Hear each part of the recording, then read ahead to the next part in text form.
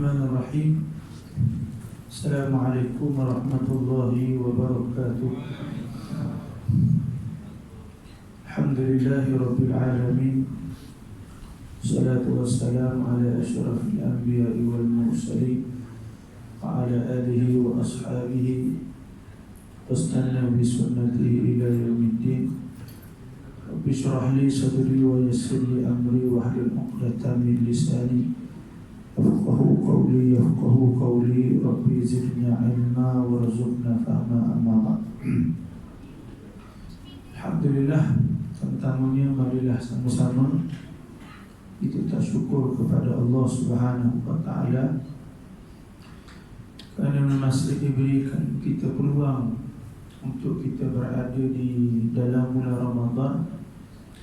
Dan bagi orang yang beriman, bagi orang yang merindui akan kehadiran Ramadan, pasti mereka mula akan merasa sedih kerana tetamu yang mulia mula akan meninggalkan kita sedikit demi sedikit. Sedar tidak sedar tuan-tuan, dah hampir 2 fasa kita melaluinya. Fasa yang pertama, awaluhu rahmah, walaupun hadis ini dinilaikan dhaif. Maksudnya ada di kalangan pengkuliah, pentazkirah akan kata hadis yang digunakan ini hadis yang terlampau dhaif ataupun dhaif. Saya ambil cerita tentang mafhum hadis ini untuk kelebihan beramal, untuk kita lebih beramal. Kerana kita berada di dalam bulan untuk kita berlumba-lumba melakukan ibadat. Hadis yang masyhur, yang glamour dalam bulan Ramadan, 10 Ramadan yang pertama, rahmah, awaluhu rahmah. 10 Ramadan yang pertama kasih sayang daripada Allah. Allah bagi kita bermacam-macam nikmat. Dan di antara tanda sayang kepada kita manusia, Allah bagi bulan Ramadan. Selepas mana kita ini duduk dalam bulan-bulan yang lain, banyak kelalaian, banyak dosa, banyak lara, kita masuk dalam satu bulan Allah bagi kelebihan. Hatta tidur orang yang beriman, kemudian hatta bau mulut yang keluar daripada orang yang berpuasa lebih harum daripada bauan kasturi. Ini kelebihan dalam bulan Ramadan. Rahmat, kasih sayang Allah. Wa awsatahu maghfirah, dan di pertengahannya ialah keampunan. Dan yang terakhir ialah kita masuk di fasa yang terakhir. Fasa ini ialah fasa yang bukan agak bahaya, agak sukar untuk kita tempuhi kerana halangan-halangan yang besar kita terpaksa hadapi. Kalau di kebanyakan negara lain mereka tidak ada masalah, tetapi budaya masyarakat kita, bila nak hampir saja, bila masuk 10 Ramadan yang terakhir, kita mula sepi dah, kita mula kosong, ataupun kita telah beralih arah mood kita kepada mood yang lain. Tukar mood ibadah, dia akan jadi mood raya, jadi mood raya. Tapi saya nampak sini, walaupun dah habis 2 fasa, alhamdulillah masih ramai lagi jemaah. Maksudnya tak hilang. Biasanya kalau kuliah selepas tarawih ini, kalau 3 saf, kemungkinan 1 saf saja yang dengar kuliah. Kemungkinan faktor imam yang tuan-tuan suka bacaan dia, ataupun habis awal. Maksudnya 9.30 dah habis dah, kemungkinan lah. Kalau tempat lain, kalau di Indonesia, kalau tak silap saya, ada satu tempat habis pukul 3 pagi start solat tarawih 8 jam. Saya rasa dia baca satu malam tu 15 juzuk. Sebab satu juzuk boleh dihabiskan dalam masa 30 minit. Satu makhraj biasanya orang baca daripada satu makhraj lebih kurang 2 muka setengah, daripada bunga ke bunga 5 minit. Jadi orang kat sana tu, kampung tu kemungkinan imam dia baca satu malam 15 ke 16 juzuk. Ini memang dahsyat. Ini amat dahsyat. Kita sudah tarawih, kemudian sambung untuk bersahur ataupun buat ibadah-ibadah yang lain. Tuan-tuan muslimin muslimat, saya nak cerita berkenaan 10 Ramadan yang terakhir. 10 Ramadan yang terakhir ialah satu ganjaran yang besar yang Allah bagi dan kita kena dapat. Tadi saya sebut 10 Ramadan pertama rahmat, 10 Ramadan yang kedua maghfirah, 10 Ramadan yang terakhir antara yang terpenting. Kenapa 10 Ramadan yang terakhir Allah janjikan kepada hamba dia dibebaskan daripada api neraka. Tuan-tuan, bagaimana keadaan Nabi bila Nabi berada di 10 Ramadan yang terakhir? Bagaimana keadaan Nabi bila Nabi berada di 10 Ramadan yang terakhir? Ada beberapa keadaan Nabi kita, Nabi Muhammad sallallahu alaihi wasallam bila duduk di 10 Ramadan yang terakhir. Saya nak cerita yang pertama dalam hadis Aisyah radhiyallahu anha, cerita Nabi sallallahu alaihi wasallam apabila tiba 10 Ramadan yang terakhir, Nabi akan menghidupkan malam dengan ibadah. Pertama, Nabi akan hidupkan amalan dengan ibadah.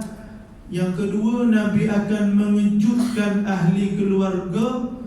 Dan yang ketiga bersungguh dan memperkemaskan ikatan kain baginda sallallahu alaihi wasallam.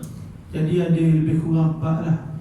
Yang pertama, Nabi akan menghidupkan malam-malam yang terakhir. Yang kedua, Nabi akan mengejutkan ataupun Nabi akan bersama-sama dengan ahli keluarga beribadah. Yang ketiga, bersungguh-sungguh. Dan yang keempat, akan memperkemaskan kain ikatannya, maksudnya kain ikatan Nabi kita, Nabi Muhammad sallallahu alaihi wasallam. Ini Nabi masuk 10 Ramadan yang terakhir, Nabi akan hidupkan malam. Maksudnya bukan bazirkan malam dengan perkara-perkara yang tidak berfaedah. Saya sebut ni sebab budaya kita bila masuk 10 Ramadan yang terakhir hilang. Hilang ke mana? Hilang ke jalan Taiping, hilang ke jalan Tar, jalan apa lah. Sebab sekarang orang kata dia nak balas dendam raya yang tak dapat 2 tahun sebelum ni. Jadi nak balas dendam. Jadi kita bimbang balas dendam tu berlaku pada 10 Ramadan yang terakhir. Padahal 10 Ramadan yang terakhir, ya Allah, kalaulah manusia nampak kelebihan 10 Ramadan yang terakhir ni, maka dia tidak akan peduli apa-apa kecuali dia akan beribadah sehinggalah selesainya Ramadan. Adakah saya kata melakukan persiapan raya itu salah? Tidak. Saya tak kata persiapan raya itu salah. Cuma jangan meninggalkan. Sebab kita masuk bulan Ramadan, bulan menggandakan ibadah. Bukan bulan beribadah, tapi maksud bulan Ramadan bulan menggandakan ibadah. Maksudnya kalau tuan-tuan solat sunat, tuan-tuan kena memperbanyakkan solat sunat. Kalau kita solat wajib, maksudnya kita kena memperelokkan solat wajib kita. Contoh solat fardu berjemaah, contoh solat solat apa? solat sesempurna mungkin wuduknya, pakaiannya, semua sekali. Solat di awal waktu ni bulan Ramadan. Kemudian kalau sedekah, sedekah paling baik, sedekah paling banyak. Macam sebut tadi, dalam bulan Ramadan jangan jadi keriku. Bulan Ramadan ada sedekah wajib yang perlu dikeluarkan. Itu zakat, zakat fitrah. Zakat fitrah, malu kita tuan-tuan kalau tak dapat bayar zakat fitrah. Makan sedap, makan lem sheng lah. Saya salah sebut. Syekh Ammar tu RM50 orang beratur. Tak ada orang merumuk pun. Tapi bila zakat fitrah RM7, bagi tahu mahal. Mahalnya zakat fitrah tahun ni RM7. Dia makan hari-hari tu lebih daripada RM50. Sepatutnya orang yang beli mahal-mahal ni, zakat fitrah kena ambil beras yang paling mahal, RM14 ke. Jangan ambil yang paling murah. Tuan-tuan sekalian, jadi bulan Ramadan bulan menggandakan ibadah. Saya nak cerita Nabi kita, Nabi Muhammad sallallahu alaihi wasallam menghidupkan malam dengan ibadah-ibadah. Tak salah tuan-tuan nak buat aktiviti nak sambut hari raya, tapi jangan lupa untuk teruskan ibadah-ibadah di malam hari. Kemudian yang paling penting ni, yang kedua, kena ajak seluruh ahli keluarga bersama-sama beribadah. Dan yang seterusnya perlu dijelaskan apakah maksud memperkemaskan ikatan kain. Maksudnya bukan cek kain backup masing-masing ketat ataupun tidak, ataupun cek dah jadi kurus lah. Contoh, ada orang bila akhir Ramadan dia cek tali pinggang dia longgar ke ketat. Silap-silap dia tersilap baca, rupa-rupanya di longgar tu bukan sebab dia jadi kurus, tapi tali pinggang dia putus. Dia tu ada silap faham juga tu. Tuan sekalian, apakah maksud memperkemaskan ikatan kain? Menurut Ibnu Hajar ada dua makna. Ibnu Hajar kata ada dua makna. Yang pertama, maksud mengikat kain ialah menjauhkan diri daripada menggauli isteri baginda sallallahu alaihi wasallam. Kalau maksud ikat kain ni 10 terakhir masing-masing ikat kain, bawah ikat kain atas. Dia ingat aja. Dia faham, oh ustaz kata dia ikat kain. Jadi esok datang ke surau dia ikat kain di bawah, dia ikat kain di atas. Tidak. Maksud ikat kain di sini, kata Ibnu Hajar, menjarakkan diri daripada isteri, daripada digauli. Maksudnya tak fikir dah. Orang kata hubungan suami isteri, kadang-kadang ada soalan tanya, ustaz boleh ataupun tidak berbuka dengan berjima? Ada baru ditanya, ya Allah Akbar. Main-main itu tak tahu nafsu apa, sampai fikir berjima dulu. Bukan fikir minum dengan minum kurma, minum air ke berbuka dengan kurma. Dia tanya, ustaz boleh ataupun tidak berbuka dengan berjima? Allah dahsyat. Ini dahsyat. Jadi sampai satu tahap ni kita nak sebut kat sini, antaranya ialah maksud ialah menjauhkan diri daripada menggauli isteri. Nak tunjuk bersungguh-sungguhnya Nabi kita sampai Nabi tak fikir dah, malam nanti dulu sama-sama kita beribadah pada malam hari. Yang kedua, disebutkan Ibnu Hajar kata menumpukan kepada amal ibadah dan mengasingkan diri dari katil. Jadi suami isteri pada 10 Ramadan yang terakhir, cuba kawal diri dululah. Cuba kawal diri masing-masing. Kita ambil 10 Ramadan yang terakhir ni, kita usaha masing-masing. Malam ni relax dululah bang. Dalam malam ni relax dululah ya. Ustaz kata tadi 10 Ramadan yang terakhir kita ikat kain lah. Abang ikat kain beka, saya ikat kain batik. Contoh. Jadi kita utamakan ibadah kita. Mudah-mudahan kita beroleh 10 Ramadan yang terakhir ada satu malam yang lebih baik daripada 1000 bulan, namanya Al-Qadar. Tuan-tuan yang saya kasih oleh Allah Subhanahu Wa Taala, saya sambung lagi. Menurut Huzaifah kata Nabi SAW pernah baca dalam satu malam, ni baca dalam malam 10 Ramadan yang terakhir, satu malam surah Al-Baqarah, surah An-Nisa, surah Ali Imran dalam satu rakaat. Surah Al-Baqarah, surah Ali Imran, surah An-Nisa dalam satu rakaat. Huzaifah kata, dalam satu rakaat, kita satu rakaat keluar Allah je. Satu rakaat An-Nas ni, qul a'udzu birabbin nas, itu pun kita minta Al-Qadar, inna anzalna fi lailatul qadar.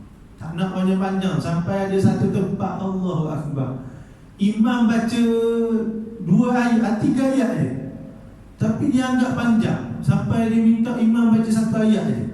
Tu mujur dia minta baca 1 ayat. Kalau imam baca 1 huruf, Bismillahirrahmanirrahim, Shad, habis. Suka dia. Ada satu tempat yang saya cerita di Indonesia tadi, daripada Isyak sampai pukul 3 pagi, baca 8 jam sampai 3 pagi. Ada satu tempat di Indonesia 23 rakaat 8 minit. Tak tahu dia buat macam mana. Dia solat ke, dia buat macam mana, dia niat. Solat ke dia niat. Kita tak nak macam tu. Tengok Nabi kita, Nabi Muhammad SAW, Al-Baqarah, Ali Imran, An-Nisa, Allahu Akbar, hampir 5 juzuk Nabi baca dalam satu rakaat. Allah, kalau baca 5 juzuk, kita tak tahu di mana lutut, di mana buku lari. Kita tak tahu. Kita tengok, bertukar dah, lutut jadi buku lari jadi lutut. Dia kita bimbang. Jadi saya cerita ni terpulang pada diri sendirilah. Dan di masa 10 Ramadan yang terakhir ialah yang paling istimewa, paling special. Dan pada waktu ini Nabi bersungguh-sungguh supaya Allah kurniakan kepada Nabi kita, kepada ahli keluarganya, malam Al-Qadar. Dan kita harap kita ni yang berada di surau An-Nubuwah ni, yang berada di taman ni, adalah salah seorang daripada orang yang menerima, yang mendapat nikmat besar dalam bulan Ramadan. Kita dapat bertemu dengan malam Al-Qadar. Peliknya orang kita, dia hanya mencari perkara-perkara ajaib pelik dalam Al-Qadar. Apa dia cari? Pokok rokok, ataupun pokok sujud. Tiba-tiba tengok tiang elektrik sujud, dia tengok je lah, dia tak ibadah. Ataupun esok dia akan tengok, nampak macam awan, nampak macam cerah, semacam dia cahaya, rasa macam cahaya ni macam tak panas, tak sejuk sangat. Dia buat perkiraan. Dia ramah ni malam tadi Al-Qadar ni, dia tanya ibadat tak? Salat? Tak buat apa-apa. Rugi tuan-tuan. Saya cerita start pada malam ni sehinggalah malam terakhir ibadat sehingga Nabi ikat kain. Bukan maksudnya nak menunjukkan, nak cerita bab hubungan suami isteri, tapi Nabi nak tunjuk bagaimana beribadah, terlupa hingga nikmat-nikmat yang lain. Nikmat hubungan suami isteri ni besar.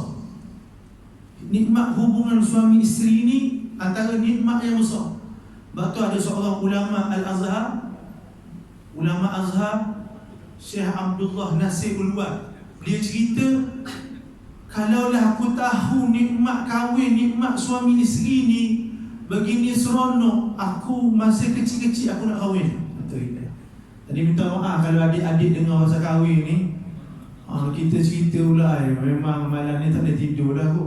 Apalah Ustaz cerita. Tapi saya nak cerita ni, antara nikmat suami isteri. Tiba-tiba Nabi cerita, tak peduli tentang nikmat ni, Orang kata tenggelam dalam nikmat ibadah.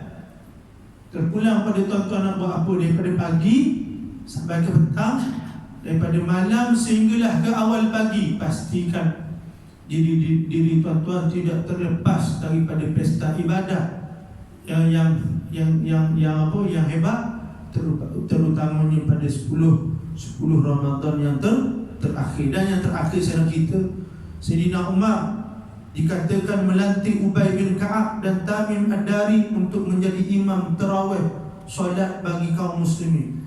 Setiap mereka membaca surah yang lebih dari 100 ayat pada setiap rakaat. Tamim Ad-Duri dengan Ubay bin Ka'ab. Ubay bin Ka'ab ni dikenali sebagai qari yang sedap suaranya, Dan setiap rakaat Ubay ataupun Tamim Ad-Dari baca lebih daripada 100 ayat, sehingga ada di kalangan makmum yang mula bertongkar. Dia mula bertongkar. Sebab apa? Sebab lamanya solat tersebut. Allahu Akbar. Kita tak ada kat sini.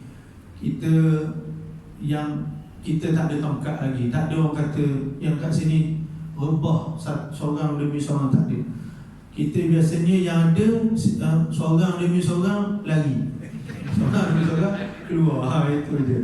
Lepas kita boleh cek surau ataupun masjid berapa ramai orang yang ada. Jadi kita harapkan mudah-mudahan Ramadan kali ini menatijahkan yang terbaik untuk diri kita, bukan diri untuk orang lain, tapi diri kita. Saya sebut ni persiapan 10 Ramadan yang terakhir untuk diri kita sendiri, sebagaimana yang Nabi kita Nabi Muhammad sallallahu alaihi wasallam tunjuk kepada kita. Jadi saya secukup sekadar itu saja pada tazkirah tarawih pada malam ini. Kita doakan kita semua ni dikurniakan malam Al-Qadar, insya-Allah. Kalaulah ada di kalangan kita ini adalah usia yang terakhir, jadi kita harap mudah-mudahan di usia yang terakhir ini Allah kurniakan Al-Qadar. Kalau ada di kalangan kita ni, kalau ada di kalangan kita Ramadan yang terakhir, Allah jadikan Ramadan ini special, kita dapat bertemu dengan Al-Qadar. Pernah tak tuan-tuan rasa, pernah tak tuan-tuan cek semula dalam diri masing-masing, tanya pernah ataupun tidak berjumpa dengan malam Lailatul Qadar? Pernah ataupun tidak? Bagi peluang 12 bulan, 1 bulan, 1 hari, panjang hidup kita bertemu ataupun belum. Jadi sebelum terlambat, saya bagi pesan, saya doalah, Allahumma rzuqna Lailatul Qadar, ya Allah kurniakan kami malam Al-Qadar. Mudah-mudahan ada di kalangan kita Allah bagi malam Al-Qadar. Dan pada malam tersebut jangan lupa perbanyakkan doa yang kita baca, Allahumma innaka afuwwun karim tuhibbul afwa fa'fu anna. Baca doa tu, tahu setiap malam baca, mudah-mudahan kena. Waktu di antara cara orang kata kita konsisten daripada hari pertama. Hari pertama ni contoh sedekah RM10. Jadi RM10 ni daripada hari pertama hingga hari terakhir. Mana tahu hari yang kita sedekah tu berbetulan dengan Al-Qadar, jadi pahala sedekah diumpama macam 83 tahun. Ataupun kita baca Quran, kita baca setiap hari 1 juzuk, insya-Allah mana tahu hari itu kebetulan kena Al-Qadar, maka ibadah kita special. Kita umpama membaca Al-Quran 1 juzuk itu selama 83 tahun. Ini sifir mudah kalau yang malas, yang tak nak kata cari betul-betul, tapi kita buat persiapan macam tu. Okay, insya-Allah. Jadi insya-Allah sekadar itu saja. Yang terakhir, macam mana dimaklumkan bagi sesiapa yang ingin mendapatkan bekalan moreh keropok leko, bekalan moreh keropok leko ataupun bekalan sahur keropok leko, fresh lagi. Ini promosi lain macam ni. Tuan-tuan puan-puan boleh dapatkan di belakang tu, di tempat parking kereta tu, parking penceramah tu. Jadi saya beritahu Cuma siapa yang beli tu kalau kebetulan ada rosak, tuan-tuan boleh claim balik. Contoh tuan-tuan balik tiba-tiba makan rasa macam lain. Sebab keropok ni dia sensitif sikit. Kalau keropok yang elok, yang guna memang asli ikan, apa campuran apa-apa, kalau ikan tu rosak, tuan-tuan makan, tuan-tuan akan rasa macam gatal pada lidah. Gatal lidah. Ni formula nak kenal keropok tu elok ataupun tidak. Kalau tak elok, makan tu rasa lain, tuan-tuan boleh berjumpa lepas raya. Dengan saya, tak hari tu saya beli rosak, saya ganti balik. Siap-siap hari bulan saya bagi duit raya balik. Silap-silap hari bulan saya bagi duit raya. Jadi dekat tu, dekat tempat parking. Sekadar itu daripada saya. Terima kasih banyak kepada semua.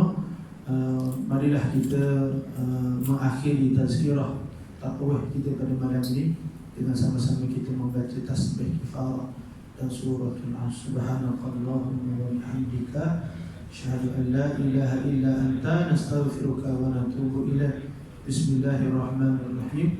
Wal 'asri innal insana lafi khusr illa alladhina amanu wa 'amilus shalihat wa tawassaw bil haqq wa tawassaw bis sabr. Aqulu qawli hadza astaghfirullahal azim li wa lakum. Wassalamu alaikum warahmatullahi wabarakatuh.